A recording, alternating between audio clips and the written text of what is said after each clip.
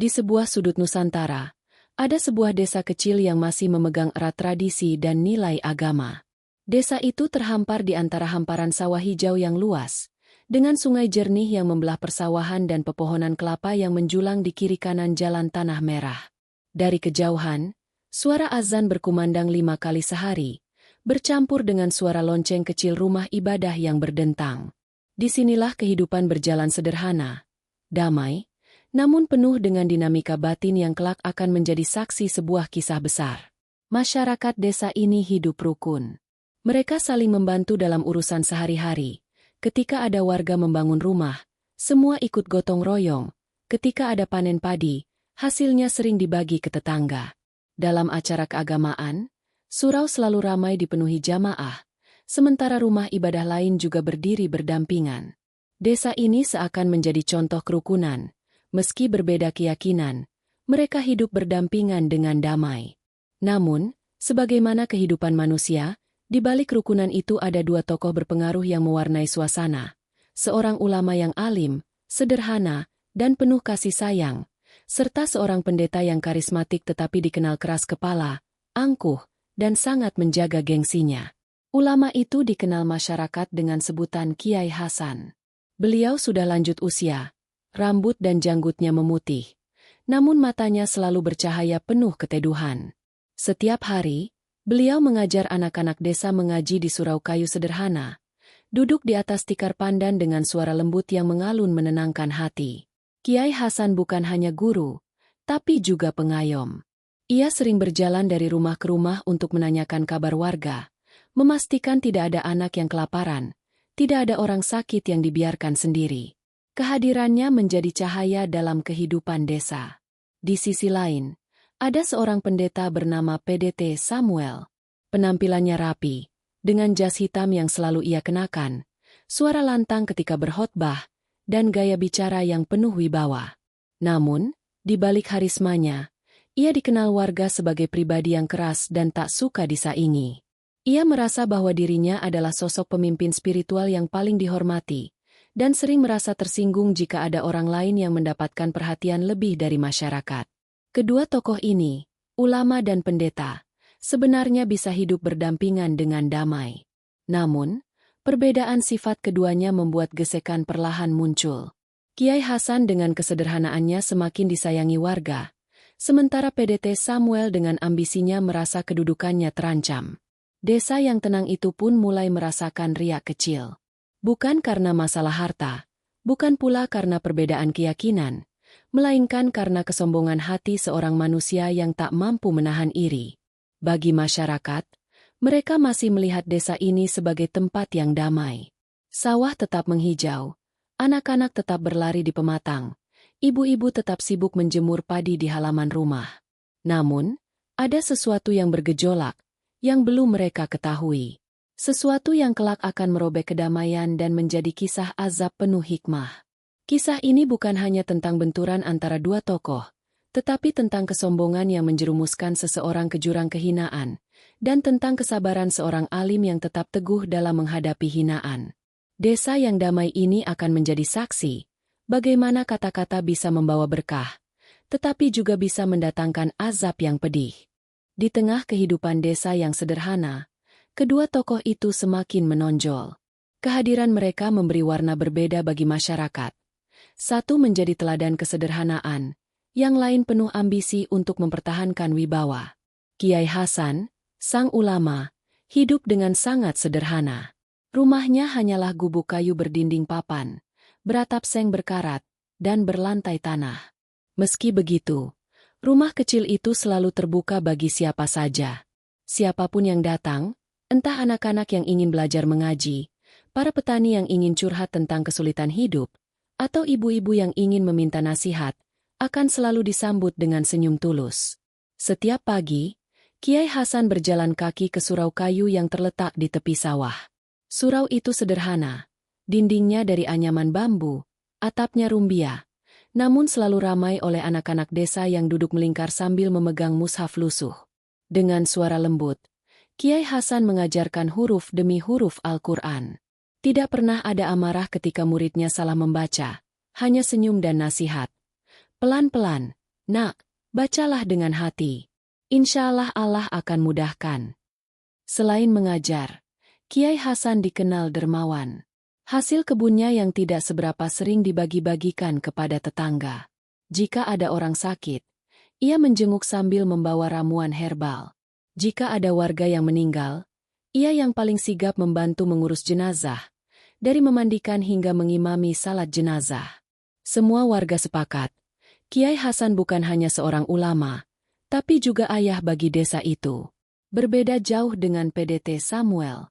Ia tinggal di rumah besar berdinding tembok, berpagar tinggi, dan memiliki halaman luas. Penampilannya selalu rapi, jas hitam licin, sepatu mengkilap, dan rambut tersisir rapi. Setiap kali ia keluar rumah, ia ingin terlihat sebagai sosok yang berwibawa. Ia berbicara dengan suara lantang, penuh keyakinan, dan kadang terlalu keras. Bagi jemaatnya, Samuel memang karismatik. Namun, di balik itu, ia menyimpan ambisi besar, ingin dihormati oleh seluruh desa, bukan hanya oleh pengikutnya. Ia sering merasa tersaingi oleh keberadaan Kiai Hasan yang begitu dicintai masyarakat. Meskipun ulama itu hidup sederhana dan tak pernah mencari penghormatan. Dalam beberapa kesempatan, PDT Samuel terlihat gusar ketika namanya tidak disebut dalam rapat desa, sementara orang-orang selalu menyinggung jasa Kiai Hasan. Kenapa semua orang memuji orang tua itu? Gerutunya dalam hati. Ia tidak tahan melihat ulama sederhana itu diperlakukan begitu mulia, seolah dialah yang menjadi pusat teladan. Kedua tokoh ini, meskipun jarang berselisih secara langsung, sudah tampak berbeda watak. Ulama selalu menunduk rendah hati, sementara pendeta selalu mendongakkan kepala penuh gengsi. Ulama bicara dengan suara lembut menyejukkan. Pendeta bicara dengan suara keras yang kadang menusuk. Warga desa menyadari perbedaan itu, namun mereka tetap berusaha menjaga kerukunan. Mereka menghormati keduanya, meski dalam hati sebagian besar lebih menyayangi Kiai Hasan. Bagi mereka, kasih sayang ulama itu nyata, bukan sekadar kata-kata. Seiring waktu, rasa iri dalam hati PDT Samuel semakin membesar. Setiap kali ia mendengar orang menyebut kebaikan Kiai Hasan, hatinya panas. Baginya, hanya dialah yang pantas dihormati.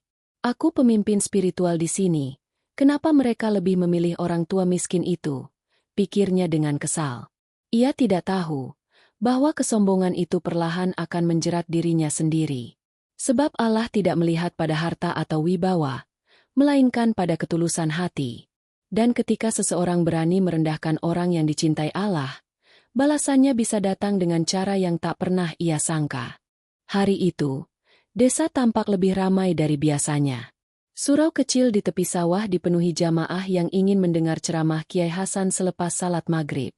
Lantunan ayat suci Al-Quran baru saja dibacakan, lalu Kiai Hasan naik ke mimbar kayu sederhana. Wajahnya teduh, matanya menunduk, dan suaranya lembut ketika berbicara.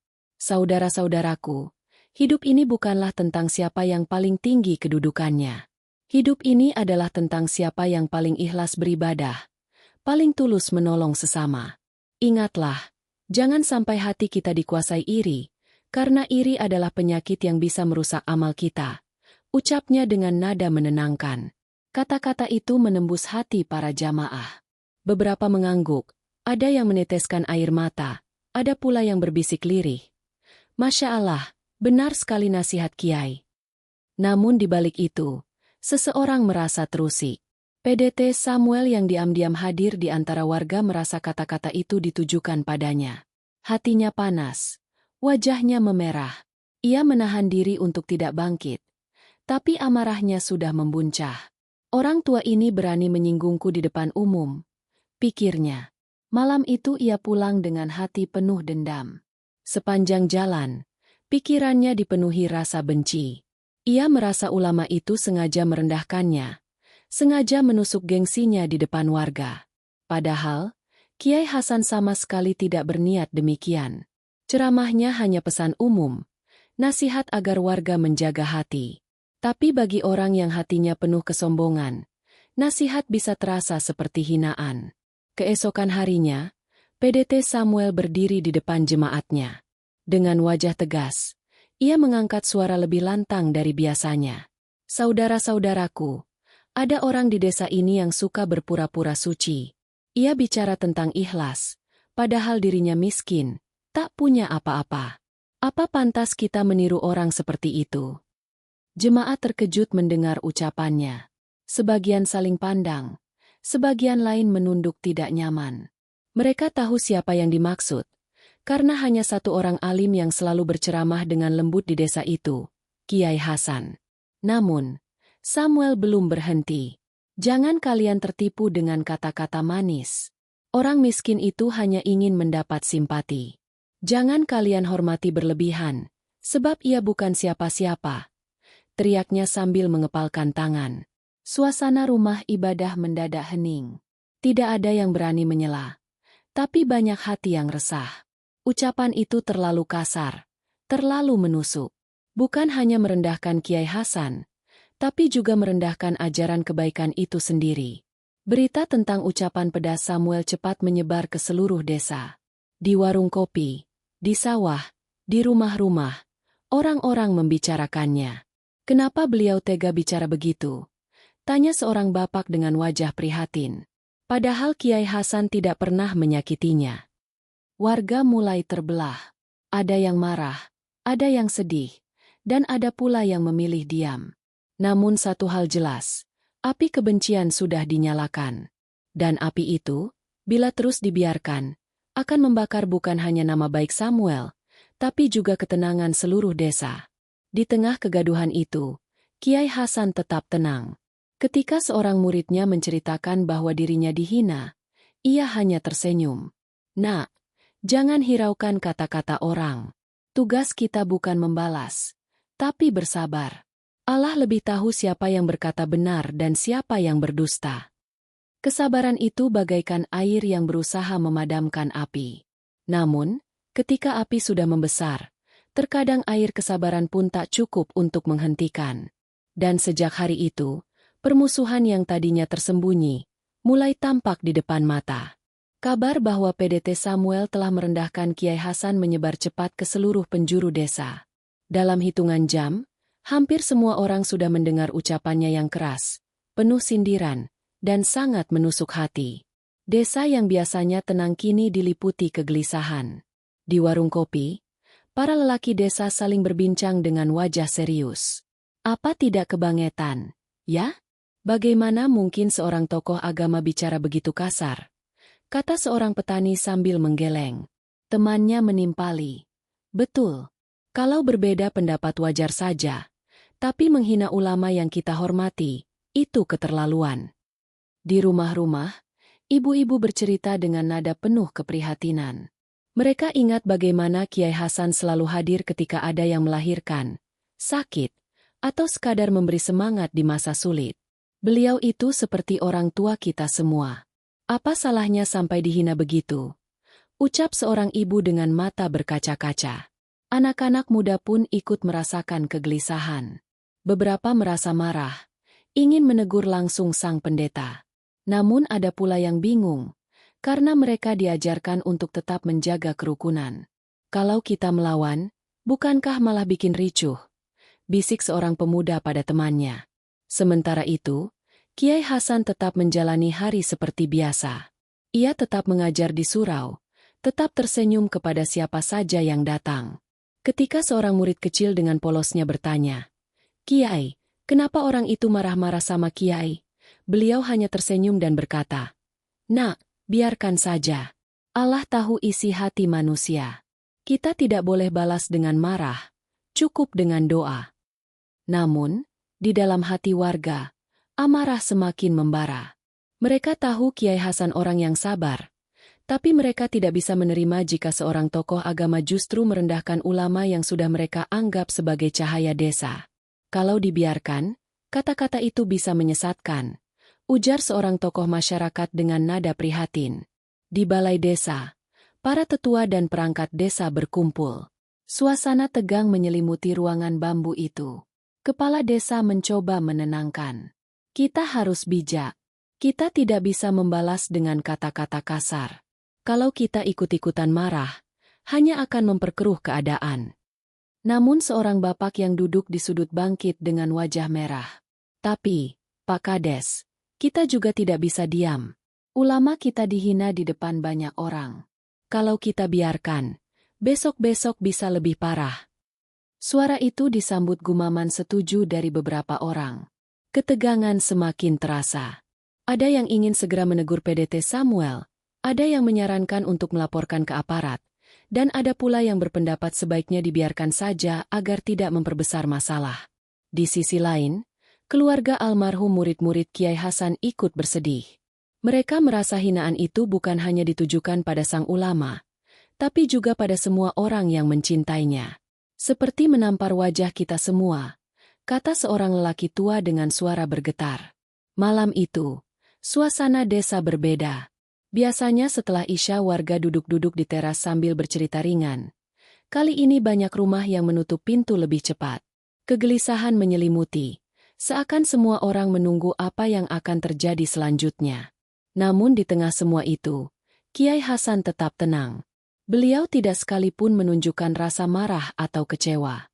Bahkan ketika beberapa warga datang menawarkan dukungan, beliau hanya berkata, "Terima kasih, saudara-saudaraku. Tapi ingatlah, kesabaran adalah senjata kita. Biarlah lidahnya berbicara sesuka hati, sebab Allah akan menjawab dengan caranya sendiri." Kata-kata itu membuat sebagian warga merasa tenang, tapi juga menimbulkan rasa penasaran. Jika benar Allah yang akan membalas, seperti apa balasan itu kelak? Sejak hari ketika ucapan kasarnya tersebar, PDT Samuel tidak pernah merasa tenang. Wajahnya tetap tegas di depan jemaat, tetapi di balik pintu rumah besarnya, ia mulai dihantui kegelisahan yang tak bisa ia jelaskan. Malam pertama setelah ia menghina Kiai Hasan, tidurnya diganggu mimpi buruk. Dalam mimpi itu, ia melihat dirinya berdiri di sebuah tanah lapang yang gelap gulita. Dari kejauhan, ada cahaya putih yang perlahan mendekat. Ketika cahaya itu semakin dekat, terlihatlah sosok Kiai Hasan dengan wajah teduh, namun tatapannya tajam menusuk. Samuel gemetar, berusaha bicara, tetapi lidahnya keluh. Suara yang terdengar hanya kalimat, "Jangan kau hina ulama, Allah akan membalas kesombonganmu." Ia terbangun dengan tubuh basah oleh keringat, napas terengah, dan jantung berdegup kencang. Ia mencoba menganggap itu hanya mimpi biasa. Namun malam berikutnya, mimpi yang sama datang kembali, bahkan lebih menyeramkan. Kali ini, tanah yang ia pijak berubah menjadi api yang membakar kakinya. Suara tawa aneh bergema di sekelilingnya, sementara sosok ulama itu berdiri jauh, menatap tanpa berkata-kata. Samuel menjerit dalam tidurnya, hingga membuat istrinya panik membangunkannya. Bukan hanya mimpi. Siang harinya, Samuel mulai merasakan sakit aneh di tubuhnya. Lidahnya terasa berat, seakan ada yang menahan setiap kali ia ingin berbicara. Tenggorokannya kering, dan suara lantangnya tidak lagi sejernih dulu. Beberapa kali ia mencoba berkhotbah, namun suaranya serak, patah-patah, dan membuat jemaat kebingungan. "Bapak kenapa?" Suaranya berbeda, tanya seorang jemaat dengan wajah khawatir. Samuel hanya menjawab singkat, "Aku hanya kurang sehat," meski hatinya diliputi ketakutan. Tubuhnya pun mulai menunjukkan tanda-tanda aneh.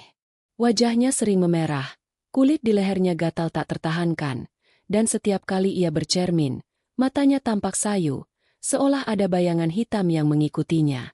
Warga desa yang mendengar kabar ini mulai berbisik. "Itu azab Allah," kata seorang ibu di pasar dengan suara pelan. "Baru awalnya saja. Tidak ada yang bisa meremehkan ulama," sahut yang lain. Bisikan itu menyebar dari satu telinga ke telinga lain, hingga semakin banyak warga percaya bahwa penderitaan Samuel bukan sekadar sakit biasa, melainkan teguran dari langit. Di rumah besarnya, Samuel semakin gelisah. Malam-malamnya diisi teriakan karena mimpi buruk. Ia melihat sosok-sosok hitam mengelilinginya, menutup mulutnya, dan menyeretnya ke dalam kegelapan. Setiap kali ia terbangun, tubuhnya menggigil, keringat dingin membasahi kasur, dan mulutnya hanya bisa beristighfar lirih meski suaranya tercekat. Ironisnya, meskipun hatinya ketakutan, mulutnya tetap keras kepala. Di depan beberapa orang, Ia masih berusaha menunjukkan wibawa. Namun, warga bisa melihat bahwa sosok pendeta yang dulu lantang, kini mulai rapuh. Jemaatnya semakin berkurang, karena mereka takut dengan tanda-tanda ganjil yang terjadi. Pertanda aneh itu menjadi peringatan. Namun Samuel, dengan ego yang masih menutupi nuraninya, belum juga mau mengakui kesalahannya. Ia menutup mata dari kenyataan bahwa doa-doa Kiai Hasan dan kesabaran ulama itu justru semakin meninggikan martabatnya di mata Allah. Hari-hari berjalan, dan tanda-tanda azab semakin jelas. Suara Samuel hampir hilang, tubuhnya semakin kurus, dan setiap kali ia berusaha berbicara kasar tentang Kiai Hasan, lidahnya langsung keluh, seakan terkunci. Jemaat pun mulai berbisik. Allah sudah mulai membungkamnya. Hari itu, rumah ibadah tempat PDT Samuel biasa berkhotbah dipenuhi jemaat. Mereka duduk rapi, menunggu dengan wajah penuh tanda tanya. Beberapa sudah mendengar kabar bahwa pendeta mereka kini sakit, suaranya serak, bahkan sering kehilangan kata-kata. Namun, banyak yang masih penasaran, apakah ia sanggup memimpin ibadah seperti dulu? Samuel melangkah ke depan altar dengan langkah gontai. Jas hitamnya tetap melekat di tubuh, tapi kini tampak longgar karena badannya semakin kurus.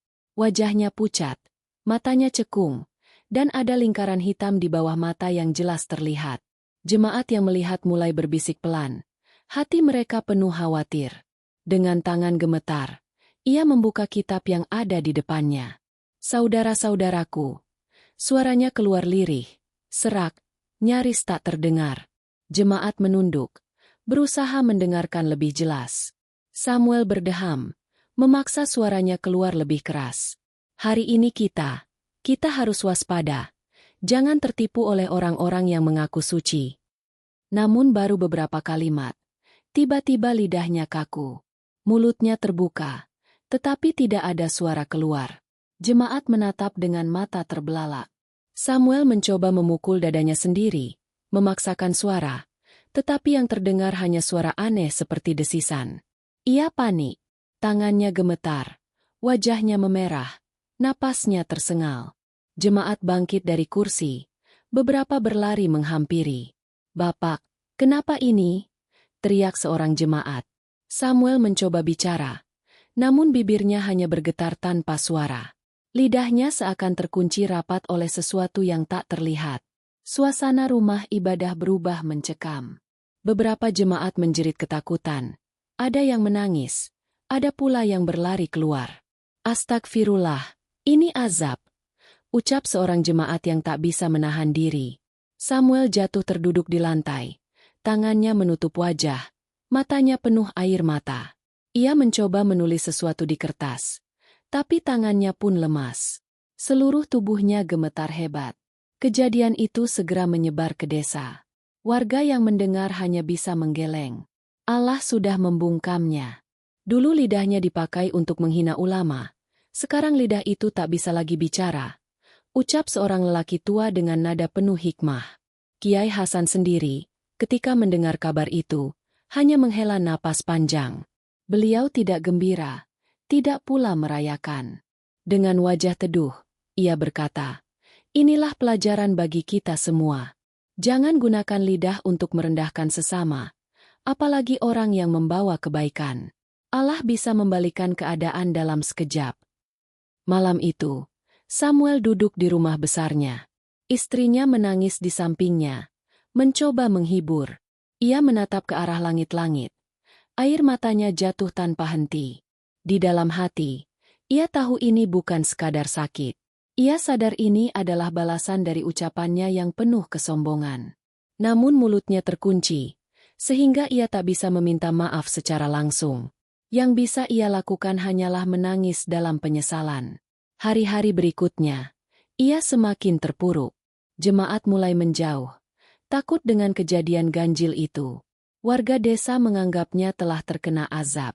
Dan ia, yang dulu dikenal lantang, kini hanya bisa duduk termenung, membisu, dengan mata kosong menatap ke depan. Azab itu benar-benar membungkam, bukan hanya lidahnya, tetapi juga harga diri dan wibawa yang dulu ia banggakan. Sejak peristiwa memalukan di rumah ibadah itu, Kehidupan PDT Samuel tidak pernah sama lagi. Ia yang dulu lantang berbicara, penuh wibawa, kini hanya menjadi bayangan dirinya sendiri. Lidahnya terkunci, suara tak lagi keluar, tubuhnya semakin kurus, dan wajahnya pucat seperti orang yang kehilangan semangat hidup. Hari-hari berjalan begitu berat. Setiap kali mencoba berbicara, yang keluar hanya suara serak tak jelas. Jemaat yang dulunya setia mendengar khotbahnya kini mulai menjauh. Sebagian takut, sebagian lagi merasa kecewa, dan tidak sedikit yang meyakini bahwa kejadian aneh itu adalah hukuman dari Allah atas kesombongannya. Di rumah, Samuel semakin tertekan. Ia sering duduk di kursi goyang di teras rumah besarnya, menatap kosong ke jalan desa.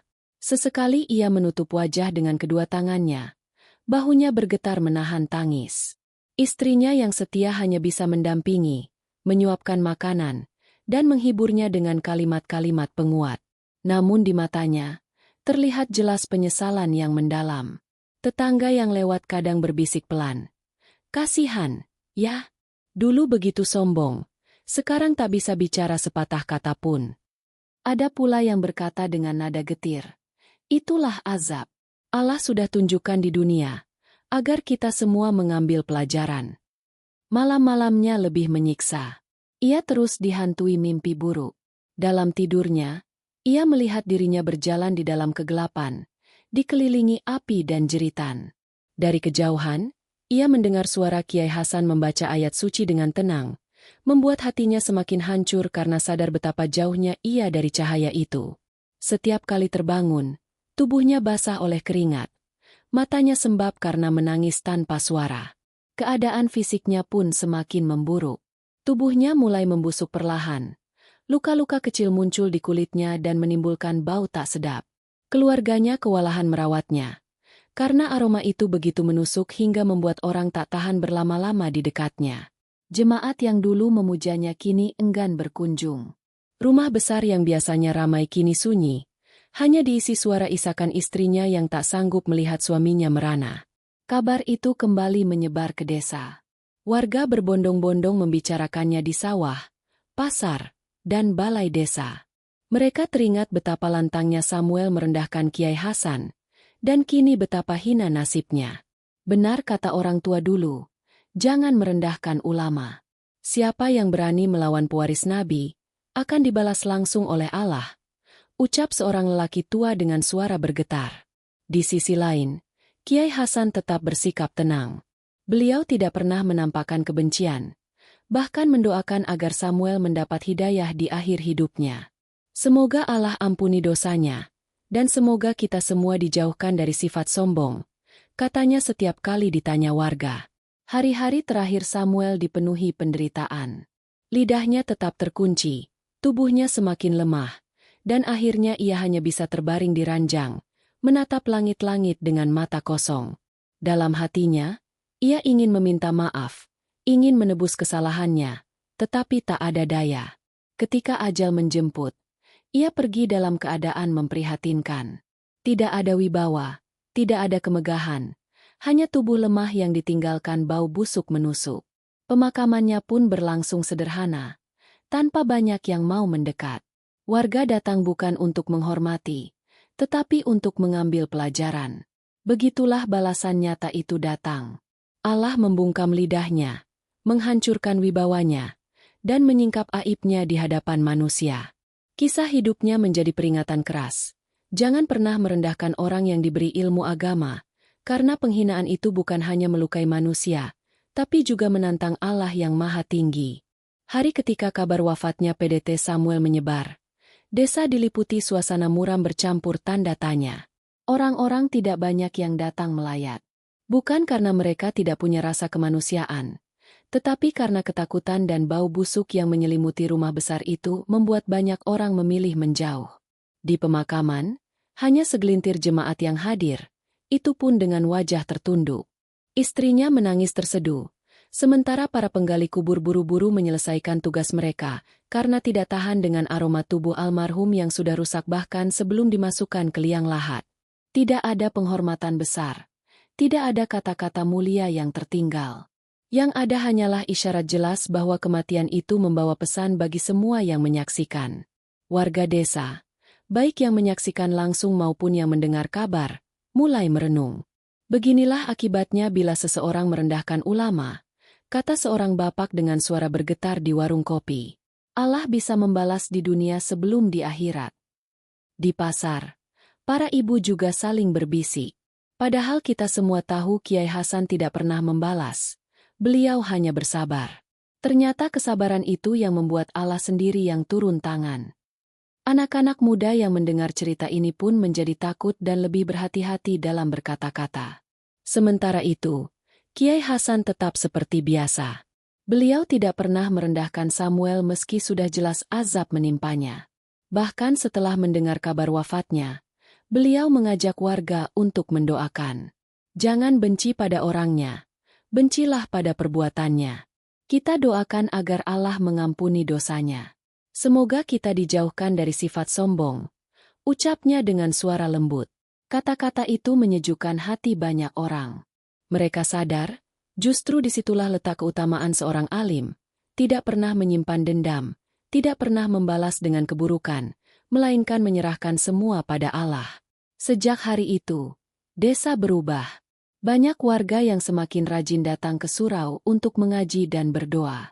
Anak-anak muda lebih sopan kepada orang tua dan guru agama. Setiap kali ada yang tergoda untuk berkata kasar, segera teringat kisah pedih Samuel yang kehilangan suara karena lidahnya dulu digunakan untuk merendahkan ulama. Kisah itu akhirnya menjadi legenda di desa. Diceritakan dari mulut ke mulut, dari generasi ke generasi. Setiap kali ada anak yang mulai tinggi hati, orang tua akan berkata, ingatlah kisah pendeta yang dihina Allah karena menghina ulama. Kisah itu menjadi pengingat bahwa lisan adalah amanah. Kata-kata yang keluar dari mulut bisa menjadi doa, tapi juga bisa menjadi bencana. Dan bagi seluruh warga, hikmah terbesar yang mereka dapatkan adalah bahwa Allah Maha Adil. Tidak ada yang luput dari pengawasannya.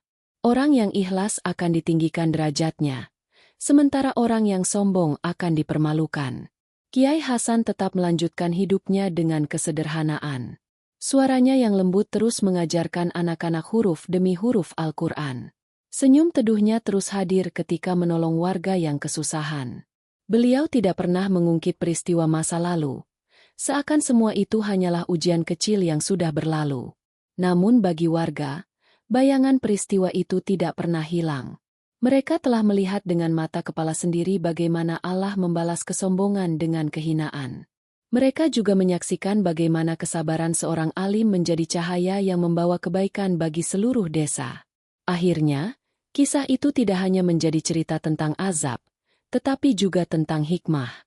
Hikmah bahwa kesombongan selalu berujung pada kehancuran, sementara kesabaran selalu berbuah kemuliaan.